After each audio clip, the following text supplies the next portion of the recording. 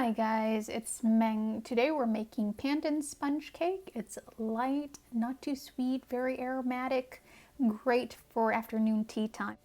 We'll start by sifting together the cake flour and a little bit of salt, and we'll set that aside.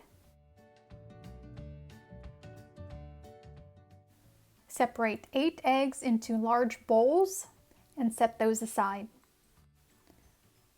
Over medium-low heat, we'll melt a stick of butter.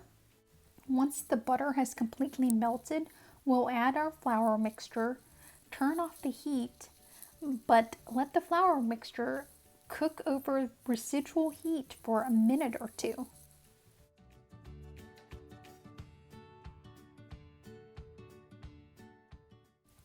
Whisk that flour mixture with the egg yolks and about a half a cup of milk.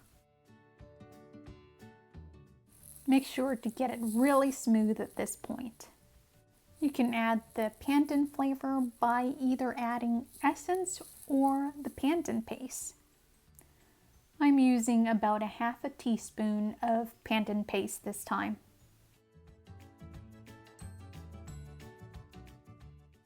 To make the meringue, we'll whisk the egg whites with a little bit of cream of tartar. Once it gets frothy, slowly add in about 3/4 cups of sugar. Whisk until you get deep tracks and nice stiff peaks. Fold the meringue into the batter about 1/3 at a time. Try not to overmix it as you'll end up deflating the cake. Divide the batter between 2 parchment-lined ungreased quarter baking sheets.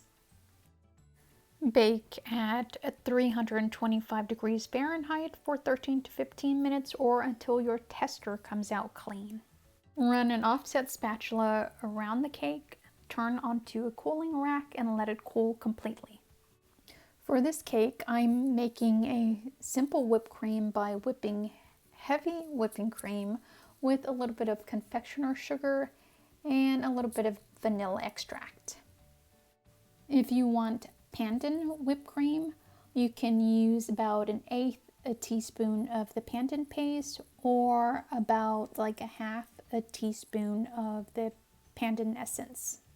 I'm cutting the cooled cakes in half long ways, and then I'll layer them with the whipped cream in between each layer.